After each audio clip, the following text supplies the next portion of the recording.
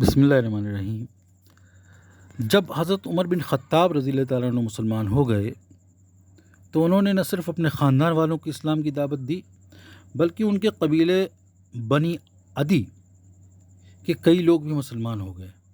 قریش نے مسلمانوں کی تعداد میں اضافہ ہوتے دیکھا تو وہ اور زیادہ فکر مند ہوئے، اور چونکہ وہ یہ جانتے تھے کہ حضرت حمزہ اور حضرت عمر بن خطاب رضی اللہ تعالیٰ عنہما پیغمبر اسلام حضرت محمد صلی اللہ علیہ وسلم کی بہت حمایت کرتے ہیں، اس لیے وہ پہلے کی طرح نقصان بھی نہیں پہنچا سکتے تھے۔ اسی بات کو نظر میں رکھ کر انہوں نے یہ فیصلہ کیا کہ ایک نئی چال کے ذریعے، جسے قرآن نے فتنے کے نام سے یاد کیا ہے،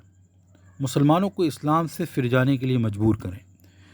کچھ لوگ جو اسلام لائے وہ ابتدائی مسلمانوں، خاص طور پر پیغمبر اسلام حضرت محمد صلی اللہ علیہ وسلم کی طرح مضبوطی سے قائم رہنے والوں میں سے نہیں تھے، اور طرح طرح کی مصیبتوں اور مشکلات کا مقابلہ نہیں کر سکتے تھے۔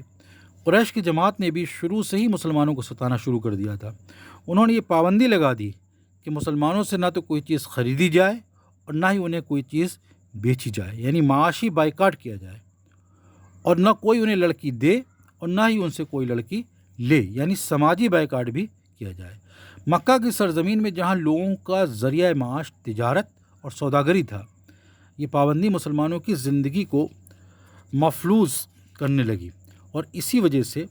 کچھ لوگ جو نئے نئے مسلمان ہوئے تھے مضبوطی سے قائم نہ رہ سکے اور اسلام کو چھوڑ دیا۔ پیغمبر اسلام صلی اللہ علیہ وسلم کو شدت سے اس بات کا احساس تھا کہ اگر فوراً کوئی چارہ جوئی نہ کی گئی تو ہو سکتا ہے کہ قریش کے شدید دباؤ کی وجہ سے کچھ اور لوگ بھی اسلام سے ہاتھ کھینچ لینے پر مجبور ہو جائیں۔ اسی وجہ سے پیغمبر اسلام حضرت محمد صلی اللہ علیہ وسلم نے ایک ایسا فیصلہ کیا کہ اس وقت تک کسی اور پیغمبر نے اپنے پیروکاروں کے لیے ایسا فیصلہ نہیں کیا تھا، اور وہ تھا حضرت محمد صلی اللہ علیہ وسلم نے یہ عزم کر لیا کہ وہ خود مکہ میں ٹھہرے رہیں گے اور استقامت اور پائیداری کریں گے، چاہے قتل کر دیے جائیں، لیکن مسلمانوں کو ایک دوسرے ملک حبشہ کی طرف روانہ کر دیں گے۔ حبشہ میں ایک ایسے بادشاہ کی حکمرانی تھی جو کسی بھی مذہب کے ماننے والوں کو تکلیف نہیں پہنچاتا تھا، یعنی وہاں مذہب کی مکمل آزادی تھی، بشرطے کہ دوسرے مذہب کے لیے کوئی رکاوٹ نہ ڈالی جائے۔ پیغمبر اسلام حضرت محمد صلی اللہ علیہ وسلم نے مسلمانوں سے کہا کہ وہ مکہ کو چھوڑ دیں اور حبشہ کی طرف نکل جائیں، اور اس وقت تک وہاں ٹھہریں جب تک کہ مکہ کے حالات ٹھیک نہ ہو جائیں۔ حبشہ روانگی کے موقع پر پیغمبر اسلام حضرت محمد صلی اللہ علیہ وسلم نے مسلمانوں کو یہ مشورہ دیا کہ وہ لوگ کچھ اس انداز سے مکہ سے نکلیں کہ قریش والے ان کے ارادے سے آگاہ نہ ہو سکیں۔ حضرت محمد صلی اللہ علیہ وسلم نے مسلمانوں سے یہ بھی کہا کہ اگر تم لوگ ایک ساتھ حبشہ کی طرف روانہ ہوگے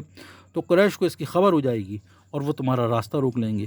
لیکن اگر تم چھوٹے چھوٹے گروہوں کی صورت میں مکہ سے نکلو تو قریش یہ نہیں جان سکیں گے کہ مسلمان ہجرت کرنے کا ارادہ رکھتے ہیں۔